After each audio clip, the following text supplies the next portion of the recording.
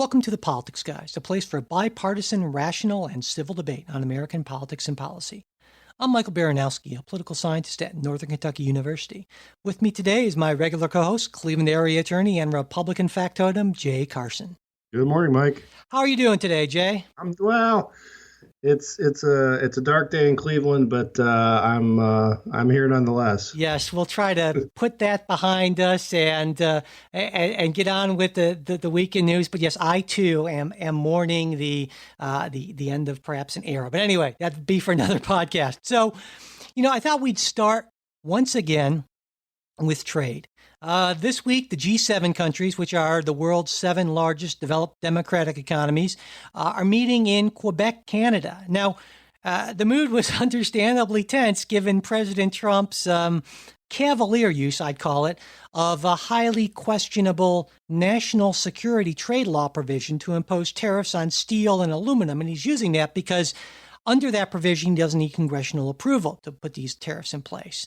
Now, just prior to the meeting, the president suggested that Russia be admitted to the group, or rather be readmitted to the group. And it was a part of that when it was called the G8 from 1997 until 2014, when its membership was suspended due to its unlawful annexation of Crimea. Now, President Trump's push for these tariffs, which we've been talking about for a while, and his clear lack of interest in multilateral diplomacy, I think they've been consistent themes of his presidency, and it's something that a lot of people, including me, believe is, potentially weakening the international system economically and also in terms of security, perhaps. And this, of course, is something that, we have painstakingly built up over the last, 70 plus years. And I would argue that it's been an extremely good thing, both for prosperity and for peace. And so I think there's a legitimate concern there. But of course, the main concern now seems to be, the business community has been making clear its objections to what the president's doing. And I think Republicans in Congress are finally starting to push back, at least a little bit. Republican Senator Bob Corker introduced legislation that would actually require that the president get congressional approval when he invokes this national security provision for raising tariffs. And, he did this despite President Trump personally asking him not to do it. And I think this is unlikely to become law, but at least it's a small sign of a little bit of congressional backbone on the trade issue. And so at least that's a small positive here. So, Jay, what's your take on all this? Well, you and I are really pretty much on the same camp when it comes to trade issues. And that probably disappoints more of your fans than mine, I guess. But no, I think you're exactly right.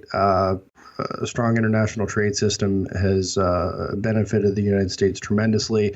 I know, though, there are all those who will argue that international trade has hurt our industries. The counter argument that you and I have both made, and I think it's the correct one, is it's so much of the change that we've seen in American industry from that golden age of the 1950s, 1960s, relates to sort of the peculiar historical things that were going on at that time, technological advances, and now the technological advances that have made human labor less important in those kind of manufacturing industries.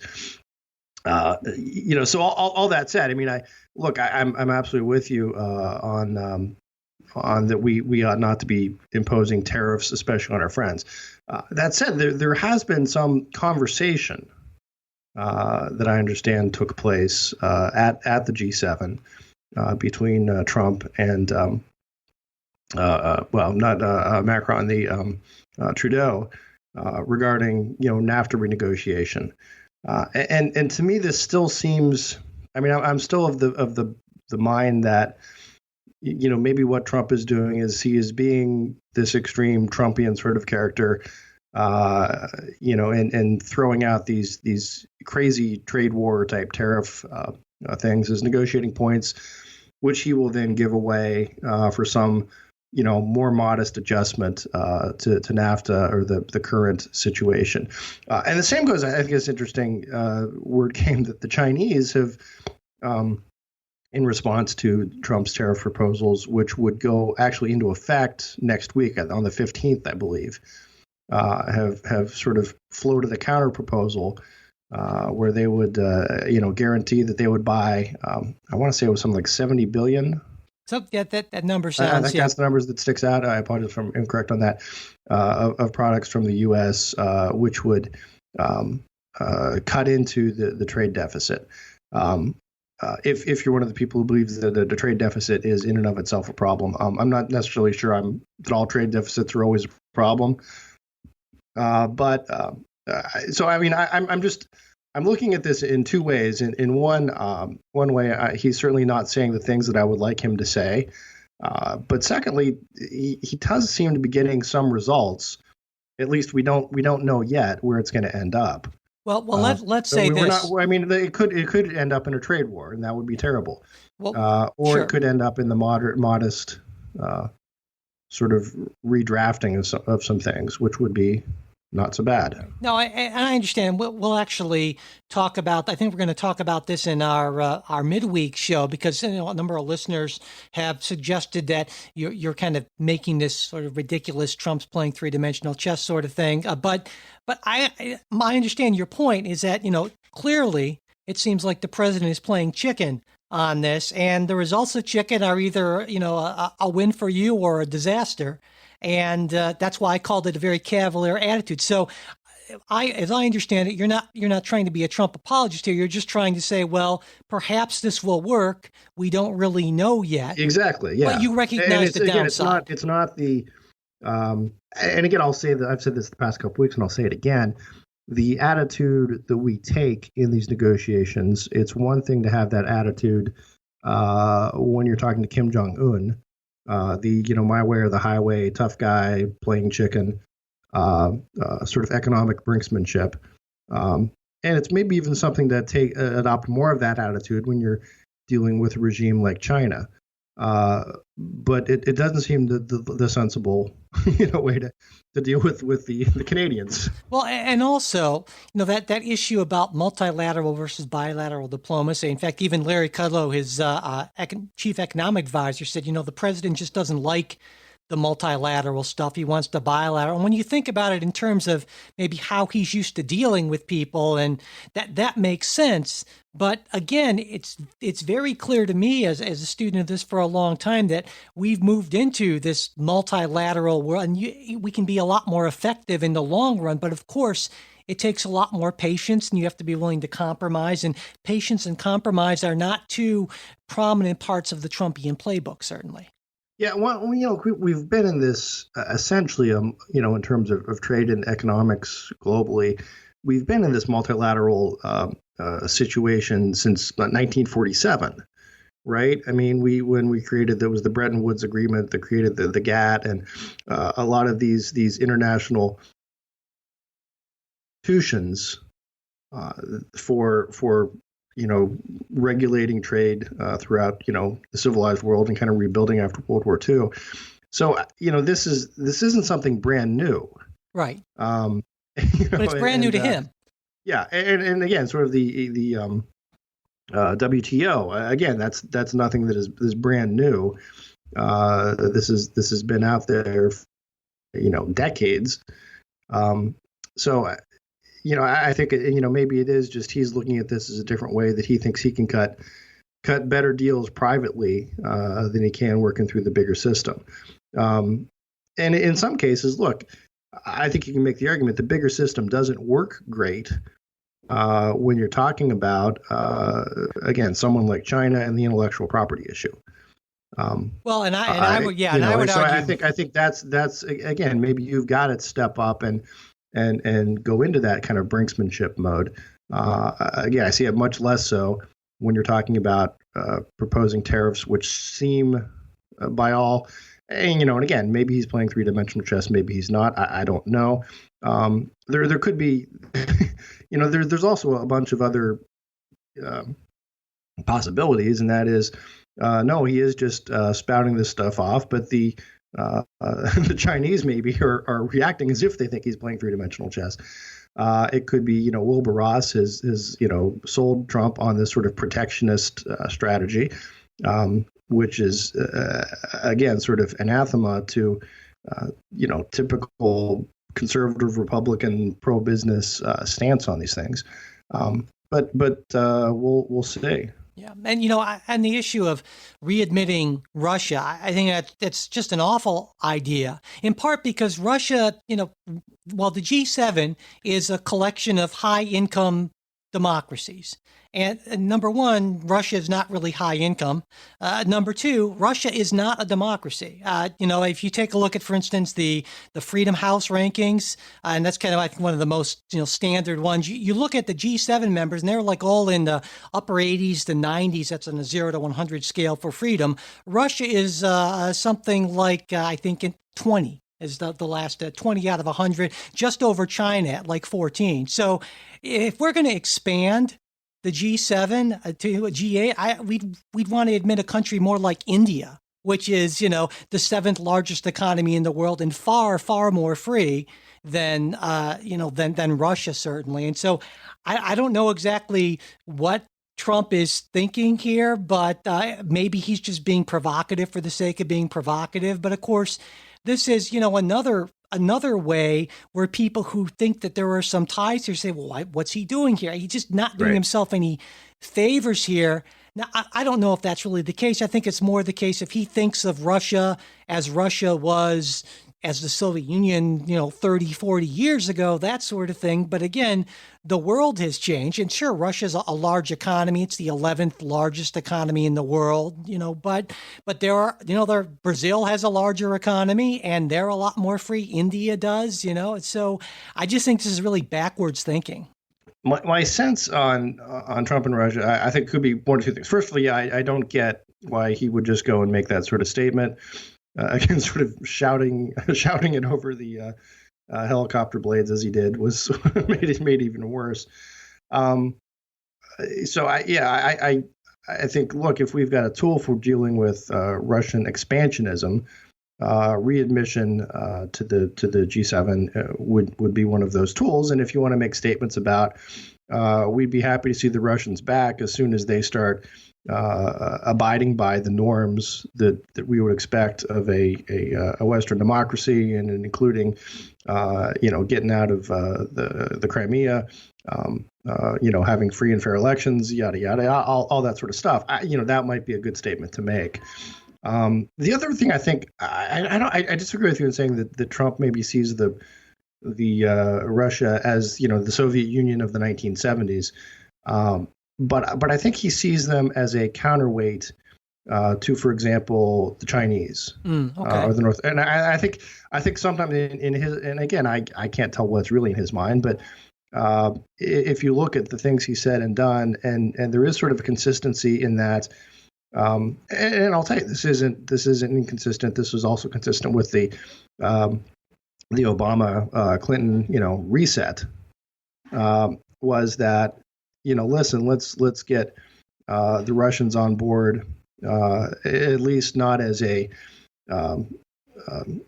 competitor opponent, but that idea of if we have a better relationship with the Russians, that gives us more leverage with for example, the Chinese and say the Iranians and other countries. So I think there and I don't want to say that there's nothing to that idea. But the way he presents it is, hey, let's just bring Russia back in. That's problematic. And then just for the sheer political optics of the thing, I can't imagine why President Trump would say anything nice about Russia. I mean, if I were him, I would be denouncing the Russians, every moment I could. Well, yeah, I've said this before. I'll say it again before we move on. But I think a lot of people are overthinking this. I think he's an old guy who's never done a whole lot of thinking about this and still doesn't. He's incredibly incurious. He said on many occasions that he's not interested in studying up and learning about this stuff. He goes with his gut, and so I just think it's just as simple as to say that he just doesn't know much and doesn't care about knowing much and just goes with what he came up learning haphazardly and from occasional Fox and Friends episodes, and that's the leader of the free world, folks. There you go. Anyway, let's move on to domestic policy. The Supreme Court this week issued, I'd say maybe its most eagerly awaited ruling of the term in the Masterpiece Cakeshop case. And just for listeners who need a little refresher on that, that's the one involving a baker who was found to be in violation of the Colorado civil rights law after refusing to bake a wedding cake for a same-sex couple. Now, the split on the court's decision, 7-2 for the baker, that surprised a number of folks and led some people, including Donald Trump Jr., to call this a major victory for the right. But most everyone who actually read the decision concluded that it was an extremely narrow ruling, and some people understand what narrow means, like Donald Trump Jr. apparently, meaning that it doesn't broadly apply, and that the court actually declined to address the fundamental free expression issue. And Justice Kennedy's majority opinion focused instead on what the court saw as bias toward the baker's religion in the review of the claim against him by the Civil Rights Board.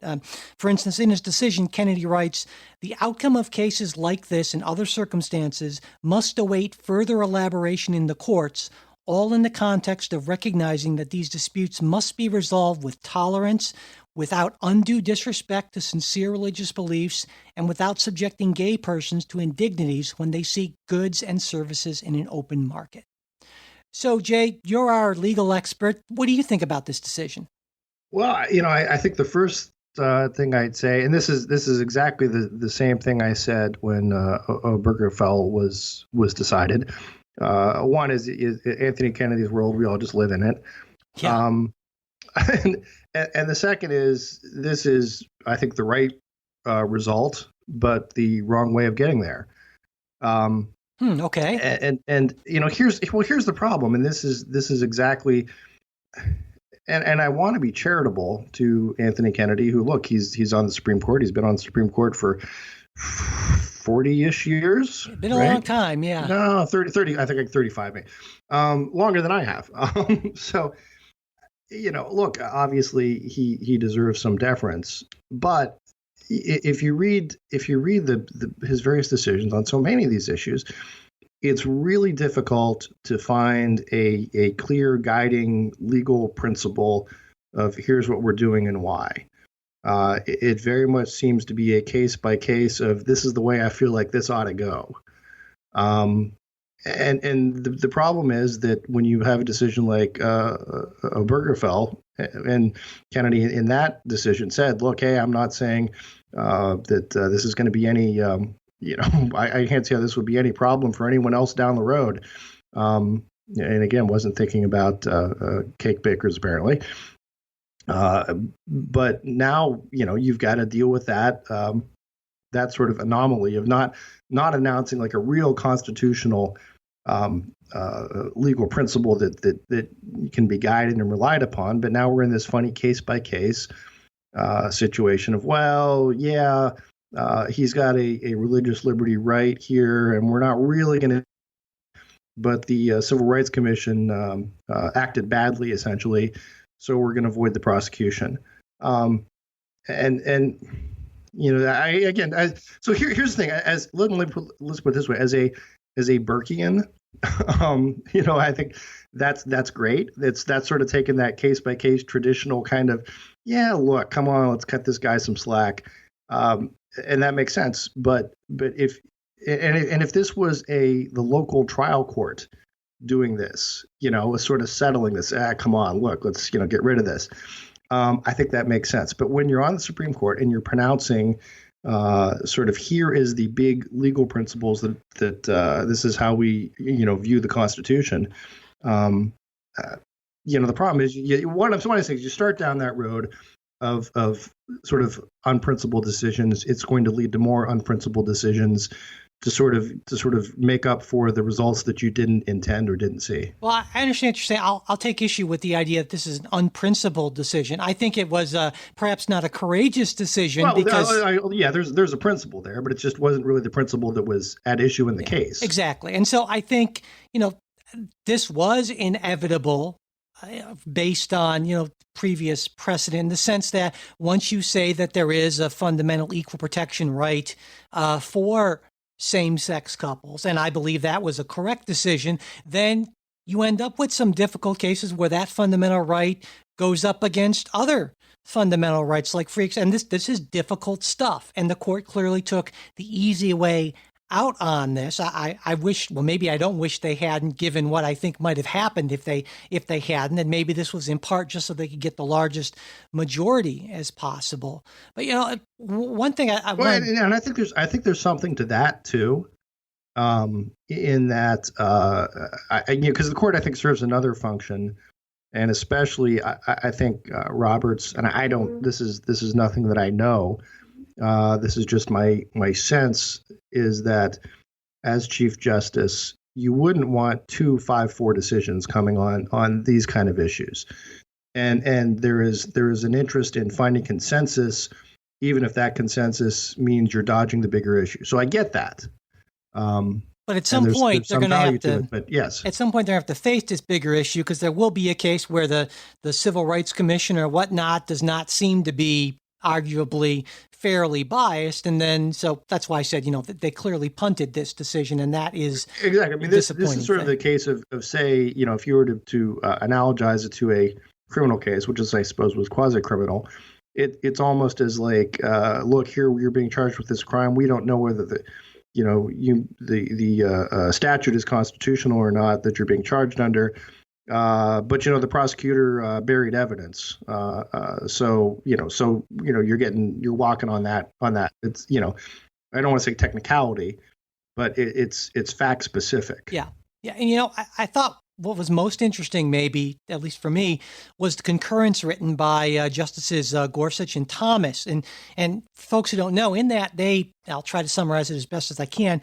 They argued essentially that the baker in this case is an artist who has sincerely held religious beliefs, and that his creation of a wedding cake, even one that doesn't have any specific reference to same-sex marriage, is in essence compelled symbolic speech, and therefore a law requiring that he engage in that compelled symbolic speech is not constitutional. And in this concurrence, they pointed out they argued for the special nature of wedding cakes, that they symbolize something in a way that if you're, say, the caterer providing the chicken or beef option is not really the same sort of level, basically, or the people renting the hall or something like that. And I thought it was an interesting argument. And I got to say, I am a huge proponent of LGBTQ rights, but I found a lot in that concurrence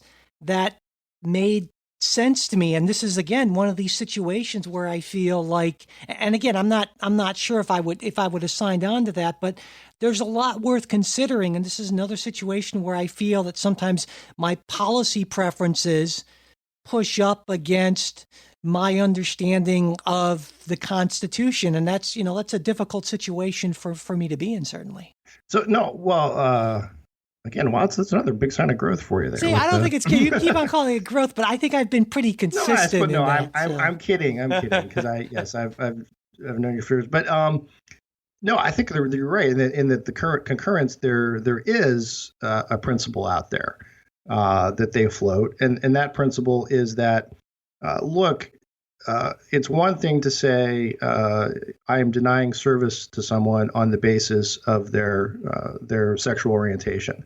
That is prohibited under the statute, and that you can't do it. But it's another thing to say that I am being compelled to celebrate something that I oppose religiously. And the facts in this case were the baker had said, look, if you want a birthday cake, I'll get you a birthday cake. If you want some muffins, I'll sell you some muffins. There wasn't a denial of service based on because you're homosexual, I'm not going to serve you anything. It's just I'm not going to sort of put my time, talents, and sort of speech, if you will, into celebrating something that my religion says is sinful. And I do think that's a line that one can follow. Now, there'd have to be other cases, what happens when you have the florist? Well, is that the same thing as the wedding cake baker? And again, it's something else. I think if if a couple comes and they buy a cake off the shelf, again, a different story. And this is not, and we should say that this is, for people who have never kind of worked with a wedding cake type of person. I mean, this is as described in I believe the concurrence. This is a serious kind of thing where he really sits down and puts a lot of time and effort into this sort of thing. And not only that, but there's no question that this guy is incredibly sincere in his religious convictions here, and that goes back years and types of how he runs his business. And the guy won't even do Halloween stuff because he feels it goes against his religious beliefs in some way. So that's why I think this is a very limited sort of thing. And again, I feel uncomfortable because it seems to me that these are two very important core fundamental, rights that are in conflict. And these are difficult cases, and that's why I don't know if I entirely agree with Gorsuch and Thomas, but I give them credit for at least being courageous enough to take a position as opposed to Kennedy, who just decided, well, we'll just talk about civility or something like that, when he could have done that. Or exactly, yeah. But still ruled on the fundamental issue there. And one thing, before we move on, I wanted to talk about just briefly. Somebody posted on, I think it was maybe Dave, longtime listener, who posted and asked about different levels of classifications and the level of scrutiny that the court brings to that. And because right now the question is, well, what is, how does the court view sexual orientation and that that as a right? And there are these different levels, Jay, as I'm sure you know, right? That I do know. If a classification is called suspect, then the court applies something called strict scrutiny, which means that there needs to be an incredibly good reason to discriminate based on that. It's not just it seems like a good idea. I mean, there needs to be some incredibly compelling government interest, right? And now that is basically, as I understand it, that tends to apply definitely to race and also to a certain extent to gender, right? In some cases. I mean, in some cases, there's gender cases that are intermediate scrutiny where there was a case that had to do with like firefighters or something like that. And, and it's one of those, is it a barrier to say you have to be able to carry this much? And is that discriminatory as applied to women? And the court said, well, no, it's not, because that's part of the job. You got to be able to haul somebody out of a burning building if you're going to be a firefighter. And that was sort of an intermediate scrutiny. And then the easiest is sort of this rational basis test, as long as there is some rational basis. And rational is defined, really pretty broadly. It doesn't have to be a good idea; it just has to be an idea. Exactly. Then it's constitutional. And I mean that. And I think you're right that we really haven't had a case that defines homosexuality as falling into a particular class. Obergefell, because again was decided, and I hope I don't mess this up, more on equal protection grounds as opposed to 14th Amendment substantive due process grounds. And again, it's a little difficult to tell because the Kennedy decision there was all just kind of a, because I think this is how it ought to go. And we should point out that a lot of this stuff tends to be gray. I mean, this idea of, it's not like there are these set. It's not like they say this is strict scrutiny. Yeah, exactly. Yeah. And when we look at kind of the history of what determines classification, I mean, we can pull out certain common characteristics, like if there's a history of discrimination against a group, if there is some sort of what's called immutable distinguishing characteristic of that group, the level of political power a group has sometimes can come into it. A discrete and insular minority. Caroline Products footnote number 12. There you go. So, this evolves over time. And certainly I would argue that as our understanding of the biological determinants and other things involving homosexuality have evolved, and our understanding of sexuality in general, we've seen these changes. And I think that's been a totally understandable and correct sort of way of doing this without violating the spirit or the letter of the Constitution. Yeah. Well, and again, though, I think going back to the concurrent, and I think this is good. I think there is a line that can be drawn in terms of it's one thing, say the local Satanist cult or something goes to Masterpiece Bakery and wants a cake for their newly installed president, and we'd like it to read, "Congratulations, Bob, Hail Satan." I think he would be certainly within his rights to say, no, I'm not going to do that. And that's the same sort of thing. And I guess then the secondary question that comes up is, well, can celebration of gay marriage, which is different than just service to homosexuals, are there two different standards there? And I think that's a question that's coming. And that I think that's an important distinction, and one I think that got lost in a lot of the coverage. It's not simply a denial of service type of situation. It's when there is that personal involvement. Yeah, because to be clear, denial of service in and of itself, I think it's not unconstitutional, so to speak, but it's something that can be clearly prohibited by statute, like they have in Colorado and plenty other places. Yeah, absolutely. All right, before we get to our next story, we'd like to thank our newest supporters. We have 4 new Patreon sustaining monthly supporters. Let's see, Miguel, Jacob, Brian, and Alex. So thanks so much, guys. We really appreciate that.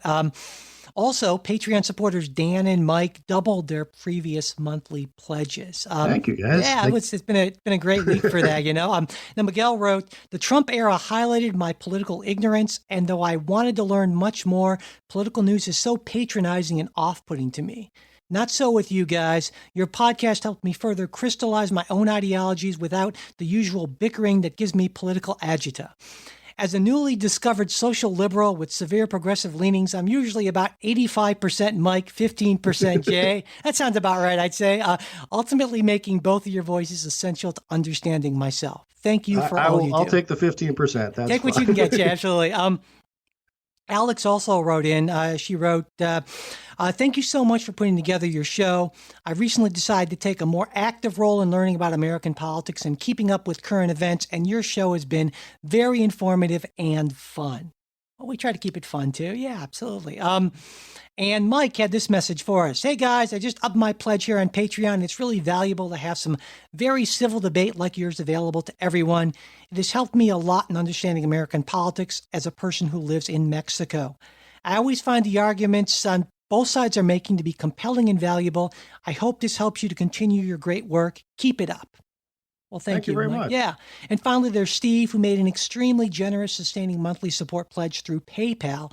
Thank you, Steve. We really do appreciate that. And just so you know, Steve and everyone who's a PayPal supporter, when you send a pledge through PayPal, there's not like an automatic way that it generates a thank you response with the links to the special supporters only exclusive after show, Politics Guys After Dark thing. So if you didn't get that, Steve and anyone else, let me know. Just, email mike@politicsguys.com and I'll send that out to you again. And speaking of that supporters exclusive show, on our last one, Jay and I talked about the Roseanne Barr, Samantha Bee thing, double standards for conservatives, the future of the Equal Rights Amendment. Yes, you heard that right, of all things. It tends to be more like cultural commentary as opposed to so much, I guess, news political, right? Yeah, we can put it in a little bit. That's what it seems to fall into And then there's some weird stuff. I talked about that kind of, science experiment type of thing I did in my garage. It actually worked out pretty well. So yeah, it's a lot of fun. And again, so if you want to get access to that, or if you don't and you just want to support the show, you know how to do it, right? politicsguys.com/support, or you can go just right to politicsguys.com and click on the Patreon or PayPal links. Thanks so much, everyone. We really do appreciate it. Okay, moving on to our next story. Late this week, the Republican leadership in the House of Representatives managed to hold off a push by GOP moderates, yes, that's the thing, to force a vote on allowing Dreamers to stay in the country. While there's no deal in place yet, these moderates and the kind of Freedom Caucus hardliners apparently found enough common ground to make a deal at least a possibility. Though Republicans who are sort of leading this push for a discharge petition to move legislation to the floor, they say they have the 218 votes they need and that they will make good on their threat if there isn't an agreement by Tuesday, just a few days from now. So, Jay, what do you think? Will your party get its act together enough to keep this discharge petition from happening? I hope so. Look, I've been one, and I probably am certainly not orthodox on this with a lot of other Republicans in that we ought to take some votes. I think it would be beneficial to take some votes.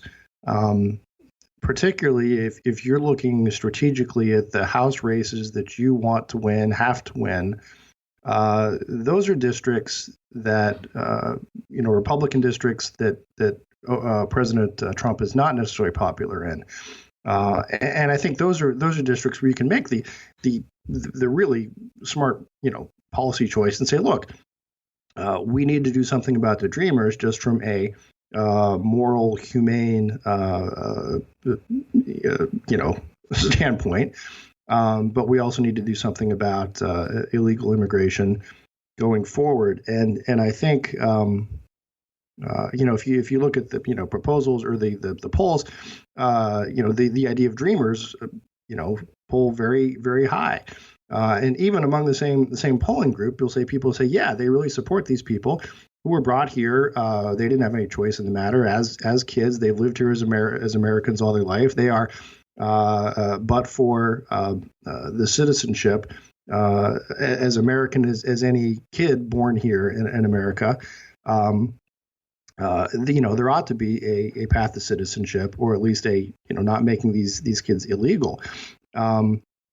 I think that's completely rational. And again, but the same people also say, yeah, we shouldn't have people continuing to cross illegally. So, the proposal so far has been, fund a wall and you'll get this, and the Democrats have balked at that.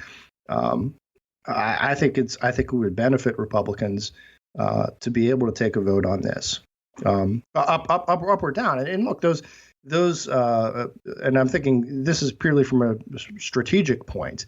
If I'm just thinking strategically Machiavellian, those members, Freedom Caucus folks, where you are in strong red districts, they can feel free to vote against it. I mean, it helps everybody. Well, but clearly Paul Ryan and the leadership have looked at this and come to, for whatever reason, right? They've come to a different conclusion. And right. I should point out that I'm sure he's got a whole lot more data than what I do. Well, I should point out that this is pretty standard operating procedure for both Democrats and Republicans. In political science, we have this concept, this term called the policy window, which is basically the time where there's this opportunity to enact policy. And typically, if we say that the policy window closes the roughly 6 to 8 months before an election.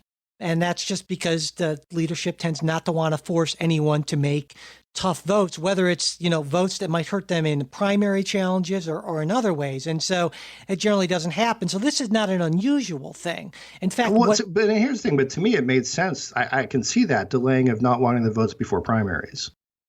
And we're still into, part of primary season, certainly. But I think, I don't actually know. Like you said, Paul Ryan has a lot more data, information than you or I do, certainly. And I would think that it might be helpful. But given, again, this is another issue where when you have a small coalition like the Freedom Caucus that is so influential because of the divisions in the House, they can exercise an outsized amount of power, especially since they seem to have sort of the sympathy of the administration, and they certainly seem to have the sympathy of a lot of the conservative media and so forth, and that matters a lot. Yeah. Although I would also say, though, that Paul Ryan and the establishment, there is an interest in avoiding a discharge petition if those votes are actually there, just because what that signals, it is that the inmates are running the asylum. So I think in any leadership, is going to do whatever they can to prevent something like a discharge petition from happening again, just because what it points out is you're not really in charge. Well, I think you can argue that to a certain extent. The Freedom Caucus inmates have been running the asylum. I mean, they pushed out John Boehner, and they were basically they said Paul Ryan was the only person that they were comfortable with, that, they were certainly the main deal brokers in that sort of thing. No, it's one thing to be a deal broker within your caucus in terms of picking leadership. and it's something else okay. to then have that leadership. Because again, most of the folks supporting the discharge petition are Democrats. That's true, obviously. Right, all the Democrats. I think it's like all but maybe like a handful or something. And a couple dozen Republicans, just because hey, we're the opposition. That's the bigger danger. It's one of those where you get into a situation where you can't count on your own party or your own caucus to deliver the votes. Yeah, no, that's a fair point. You're not in charge. Yeah. Well, in other immigration news, arrests at the U.S. southern border, well, they're continuing at extremely high levels. In May, we just heard report that border agents arrested more than 50,000 people, and that's the third month in a row of over 50,000 arrests. And that's also the highest level since President Trump took office, and it reportedly has him extremely upset at officials who he believes aren't doing enough to stop the flow of undocumented immigrants into the United States. And a large part of this increase is coming from families in El Salvador, Guatemala, and Honduras who are, trying to get away from gang violence and seeking asylum here in the U.S. So-called caravan that has been, Yeah. I mean, if you take a look at some of the stats, the UN says that El Salvador has by far the highest murder rate in the world. It's 83 per 100,000. Honduras is number 2 at around 57 per 100,000. And just to give folks kind of a metric for comparison, the rate in the U.S. is 5.35 per 100,000. So that's, pretty significant here. These are dangerous places. And that journey, that caravan, as you talked about, that Central American refugees take to the U.S., it typically takes around a month.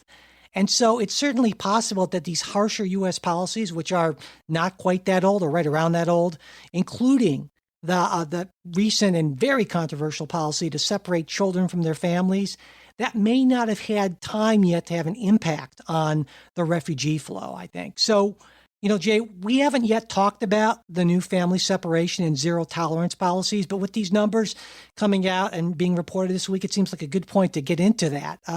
So I wanted to ask you what you think the justification for these policies are, and if you agree that they're the right way to go. Well, I think the justification is that this is the statutory law, right? That folks who cross illegal would be arrested, would be held in custody. Also, you've got a situation where with people coming across who are undocumented, who have kids with them, in many cases, it's families. In many cases, it's parents taking their kids. In other cases, it's not. It's traffickers. It's bad people.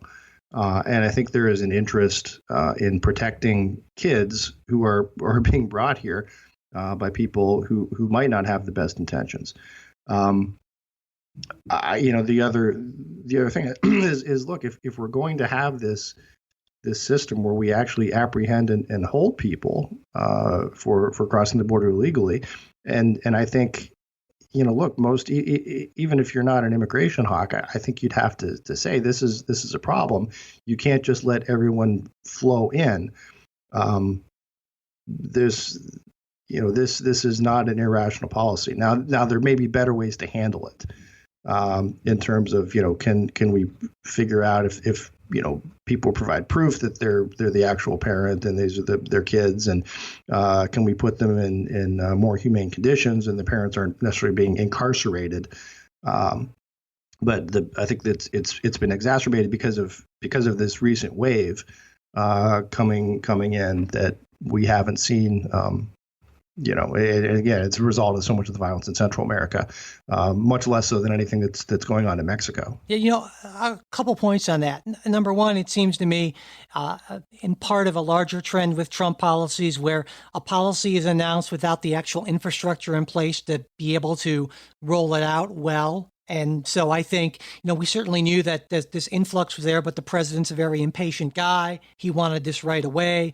And even if you accept the rationale of the zero tolerance and family separation policies, which I know some on the left are saying it's because Donald Trump and Jeff Sessions, hate brown people. They hate children. Yeah. I disagree with that. At least I'm not ready to accept that. I think it's more likely the simpler explanation is that they think by being very harsh, the message is going to get back to folks who are trying, saying don't even bother, because it's not going to happen. I think that's kind of, and so I'll accept that. And there are certainly some people who I respect who have that view. I disagree with it, but because I feel that fundamentally, I think we can and we should be more open to amnesty claims from people who are fleeing the sort of violence these folks are feeling. I think that's in the highest standards of what America is about. And not only that, but I think that we can definitely absorb these extra workers, and that if we give them some sort of official status, not only are they better protected from exploitation, which is a great thing, but also they can more easily become a productive part of our society. And that, the business community certainly says we need these folks in our economy, and we can welcome more of them. And I think we should. We average, just to big picture it, we average around 1 million or so legal immigrants every year. And our data on illegal immigrants by year isn't that readily available for understandable reasons, right? Because we don't, But estimates of the overall illegal immigrant population are available over time, and they've been steady at around 11 million or so, give or take a few 100,000, for the last decade or so. So, I mean, in a country of 327 plus million people, I think that we're just looking at this, I would argue, in an entirely wrong-headed way. And I think we should totally reverse our policies to say, let's make this radically more welcoming and open, and go with that would be my preferred policy. And of course, that's anathema you're to not the going right. You're not going open borders No, like Trump. no. I'm not saying open borders, obviously. But I'm saying that we could open up the system a lot more. We could take in a lot more refugees. We could take in a lot more immigrants. And I think it would be good for the country and good for those folks. And I'm, disheartened that there's just not much support, not any support on the right for that. And not maybe as much support as I would like to see on the left for that as well. Well, here's an important. You're not wrong on a whole lot of that. There's one point I would say where I would want to draw a distinction, and that is between there is a process for people coming here who are seeking amnesty versus people who are arrested for illegal border crossings. And again, that's two different processes, and I agree with you that look, if people are, we ought to be generous in granting amnesty protection for those who have been oppressed, pushed out of their country by war, natural disaster, etc. Although you can go back to sort of remember we still have the people here from the Guatemalan earthquake 20 years ago. We're still waiting for things to get a little better. So there's two things going on there. I mean, and then I would say the one group of folks who show up and say we are deserving of amnesty because of political repression, danger in our country, we'd like to go through that process. That's one thing, as opposed to people who are just crossing illegally and then being arrested. But what you say as far as having immigrants come into the country, yeah, we have more job openings right now than we have people to fill them. Yeah. And to me, even more than the economic argument, and the economic argument, I think, is the one that has the best chance of, getting some bipartisan support. But for me, it's more of I don't know what you call it, I hate to use the word moral, but kind of it's a mindset argument in that I see these people who want to come to the United States to have a better life. My mindset, my default, I guess, is welcome.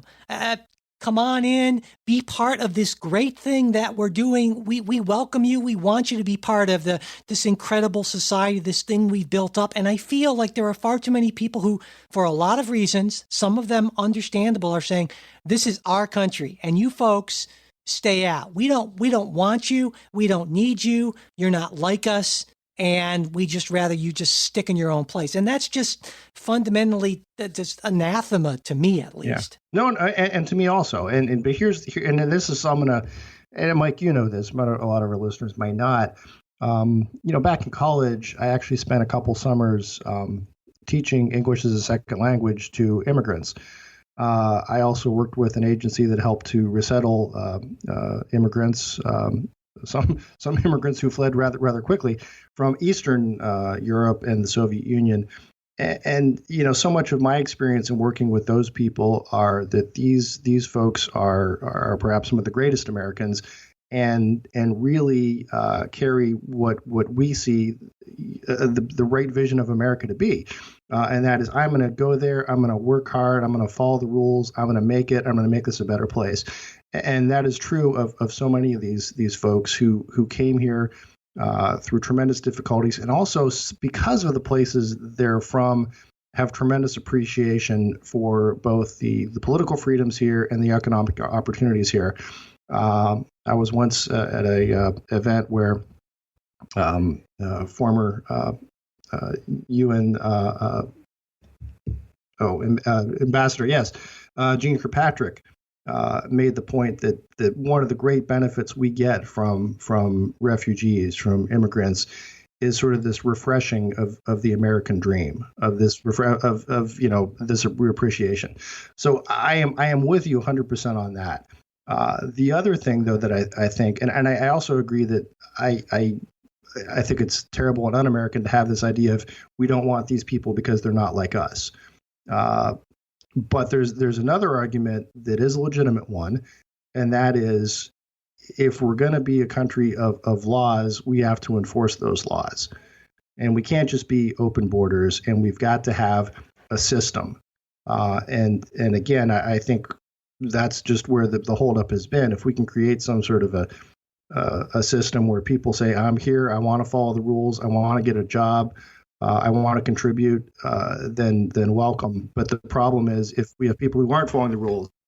Yeah, no, that's entirely fair. And of course, that's kind of why we got into this current situation in a way, because there's not the political will to change the laws. What the Obama administration decided to do was basically to stretch the idea of prosecutorial right. discretion. We're just not going to enforce them. Yeah, past any sort of, I would argue, reasonable boundary. And that's something that maybe to the conservative mindset most people don't get. But for a lot of people, it really just grates on them. Of, what do you mean you're just not going to enforce the law? Well, you'd enforce it.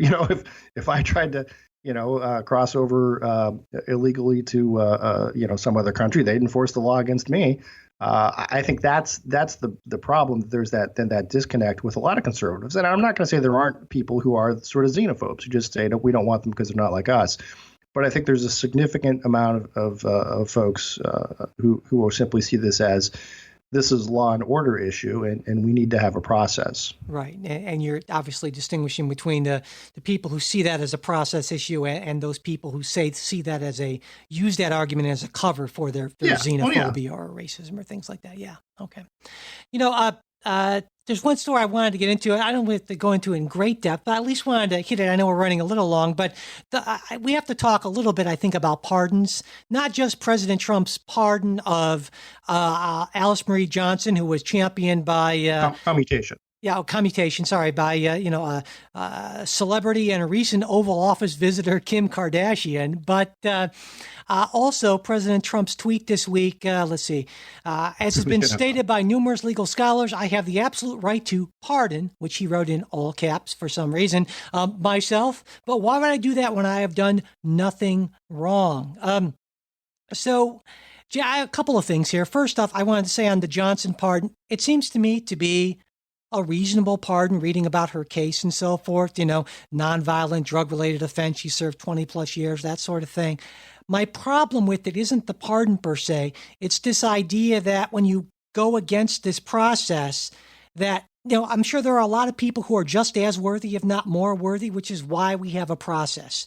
And what do we do for people who Kim Kardashian doesn't champion? Those people are out of luck. And that's why I think I have a problem with this, which is not to say anything against, Johnson's case. Secondly, as to the presidential pardon thing, I think he's right, actually, on this. I look back to the Constitution, and it says he shall have the power to grant reprieves and pardons for offenses against the United States. And pardons is in all caps in the Constitution. It is, but it's capitalized, but not in all caps. But that was, of course, that 18th century interesting punctuation and capitalization they used. But anyway, except in cases of impeachment. So the letter of the constitutional law doesn't say anything about except pardoning himself or anything like that. So if you're a textualist kind of person, you would say, well, yeah, he's right. Now, others have pointed out that longstanding legal principle that no one should be a judge in his own case. But again, if you're just going by the text of the Constitution, he seems to be right. It's never really been an issue. But Jay, your thoughts on this stuff? Well, first of all, on the Alice Johnson commutation, and on the one hand, here's the thing. 2 weeks ago, we noted something, and I don't know whether we even talked about it, but it's this Kim Kardashian is visiting the White House to talk about prison reform, and we all had sort of a good laugh about it. But you know what? I mean, damned if Kim Kardashian isn't right on this one. Look, I quite honestly, my opinion of Kim Kardashian has changed a little bit than what it was before. Not a tremendous amount. Just to remind folks that, Joe, I don't know if folks would know this, but of course, you and I think many conservatives rightly have pointed out these kind of social activist celebrities who pick up a cause of the day because they've seen a documentary or something, and there's a lot of eye rolling at that and so forth. Yeah. And maybe that's. But although here's the thing with this, I mean, if whether it was her who picked it out or whether she saw it or whether a publicist or someone came to her with, hey, this would be great. I don't know. But it still doesn't take away that this was the right thing to do. And you're right about that there's a process that these things go through.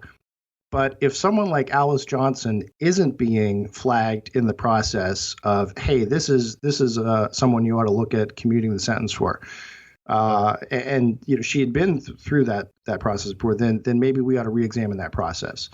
I agree that pardons shouldn't be granted on basis of celebrity and so forth, but to the extent that this celebrity, pardon might create some reevaluation of what goes on in that pipeline. I think that's a good thing. I agree, but I don't think that's going to happen because the president just seems to be like, again, with so many other things, just kind of scattershot. And now maybe he's going to pardon Muhammad Ali. He's kind of had this little run of heavyweight champion of the world. Well, exactly, pardons, and he likes, yeah. It's whatever he happens to hear that day. And apparently they're saying that now people are trying to get on Fox and Friends to make their case because that's the best way to get the presidency here. I mean, again, this is why we have procedures in place, but the president. But here's the thing: the procedures didn't work. I mean, but I disagree. Again, Barack Obama could have commuted Alice Johnson's sentence, and they considered that. They considered it and said, "Yeah, no thanks." But also, the Obama administration, they commuted an awful lot of nonviolent drug offender sentences, and so I think there were people I would bet in the line far ahead of Johnson. In fact, that's what John Kelly and others thought. And so I say first, deal with those. I don't know that the system's broken. The president gets these recommendations, and it's his decision to act on them or not. So I think it's just the case that the president is not using the system. That's perfectly fine. Well, I don't know as far as whether that Alice Johnson was brought to his attention before Kim Kardashian or not.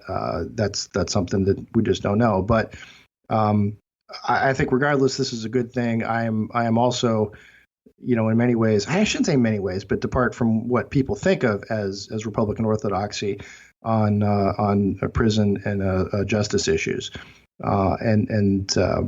So I think we ought to take a good hard look at these nonviolent offenders, and maybe this ought to put the president or perhaps someone in Congress to say, we ought to have a commission to take a look at this and make sure that the Justice Department is properly vetting these and these are properly getting before the president.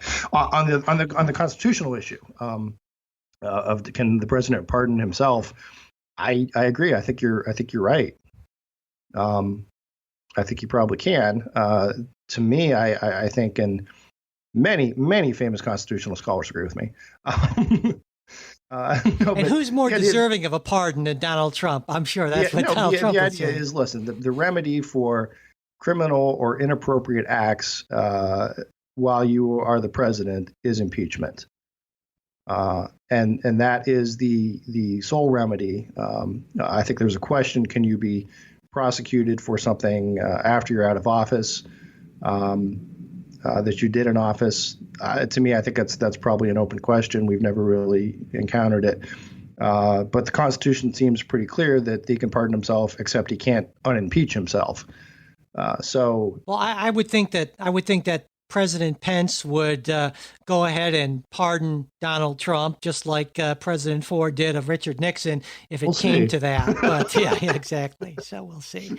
Anyway, that kind of pushes up right up against our past our limits. But before we close the show, I wanted to let everyone know that if you have not yet had your fill of Jay and of me.